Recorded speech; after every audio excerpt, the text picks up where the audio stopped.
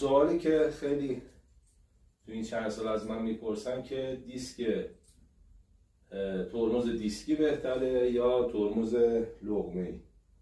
این عزیزان، دیسک سیمی به این صورتی که این کالیپر ترمز میاد یه سیم رد میشه، این باعث میشه این لنتا به دیسک بچسبه و یه فشاری بیاره و ترمزگیری انجام میشه. توی رده های بالا شیمانو یا تکترا عملکرد قابل قبولی دارن، نزدیک به ترمزهای هیدرولیک هست.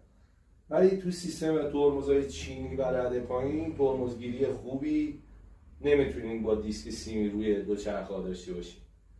به طور مثلا کالیپر شیمانو الان 1 خورده پولشه، 1,700 قیمتشه. خب یه ترمزگیری معقولی داره، ولی این کالیپر 200 خورده عملکرد مناسبی بهتون